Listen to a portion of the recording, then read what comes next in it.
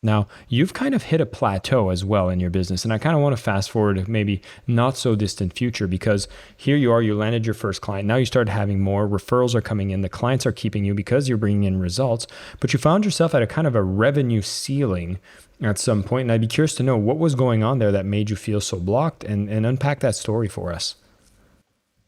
I think one of the things that slowed us down as an agency, so initially it was just me. I was building the chatbots, I was doing everything.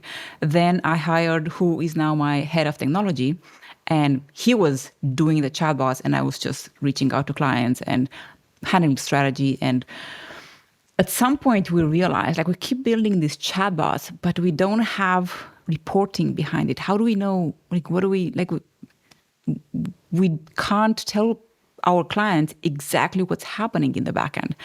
And so we started testing out all sorts of ideas.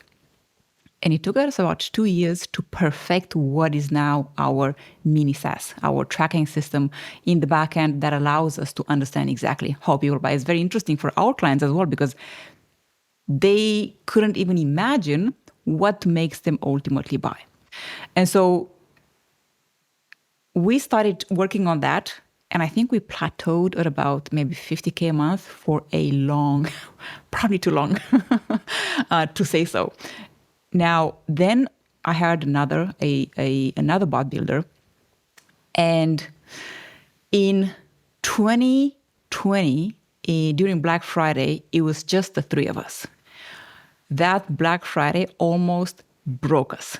All three of us were doing 16-hour days, Monday to Sunday, around the clock. We had previous clients were coming back to us to do Black Friday with us, and new clients just reaching out. And I was like, that's it. It's time to scale. And that's why I just couldn't handle, we couldn't handle more. Then that was it.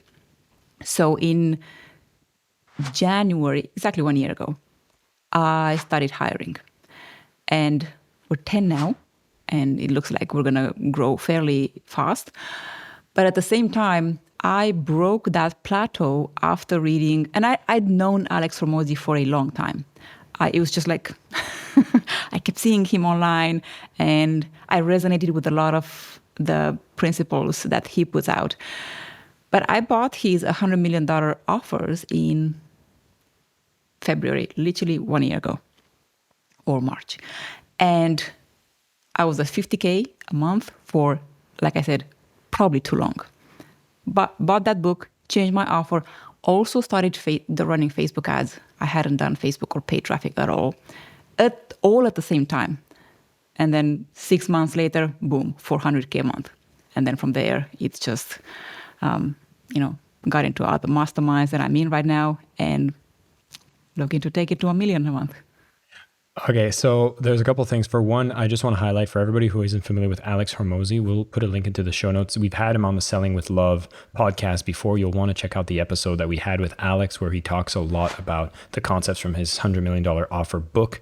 It's a fantastic thing for people trying to figure it out and trying to break the ceiling on how to get people to just really line up to buy your product in a significant way. And I'm so happy that you had this breakthrough. And I'd be curious to know about your own role, how it transformed and how it changed, because you went from just being a very small team, you're deploying chatbots, or you're just doing the sales calls. Now you have a bigger team.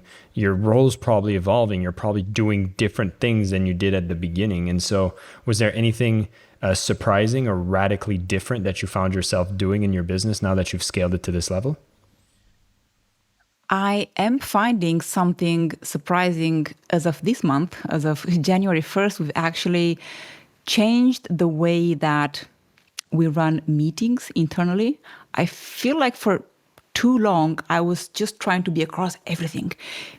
3 meetings every day with sales, with my sales team, with my marketing team, with my fulfillment team.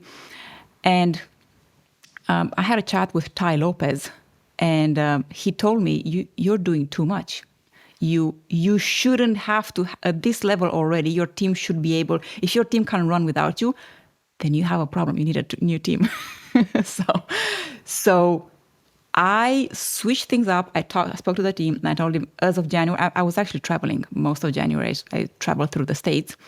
And I told them, we are going to start having 3 meetings per week.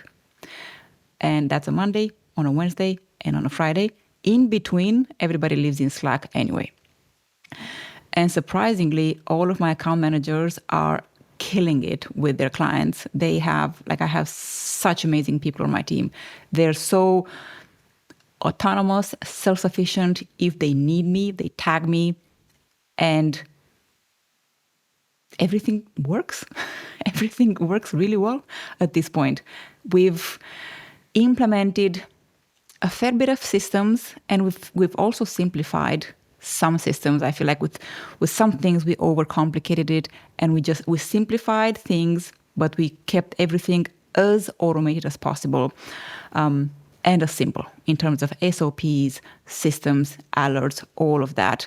So everything just works. Like I literally just live in Slack. I see in Slack everything that I need to know. My account managers, whenever they change the status of what they're working on, I get a Slack alert inside of a special channel. When clients book calls with them, I see the call book there. All of our ads lead to a Slack channel where I see all the booked calls. I have a team vetting, calling, qualifying, all of that. Everybody submits end of day reports. So it is been a long journey, but I've learned a lot from a lot of people. Hormozy, Ty Lopez, Cole Gordon, I don't know if you're familiar with him. And I've just actioned. Even the free content that Alex and particularly Layla has put out, a lot of content that I've actioned like that with shout outs and employee recognition. I think all of that put together has brought us to where I only have 3 meetings a week with my team, and it runs. Thank you so much for listening to the Selling with Love podcast. We have some previous episodes you can tune into right here. And if you prefer the short form content where you get to the point in under 10 minutes, we do have a ton of clips from our best episodes that are being shared on this channel as well. So pick which one supports you the most. And of course, thank you for liking, subscribing, and of course, selling with love.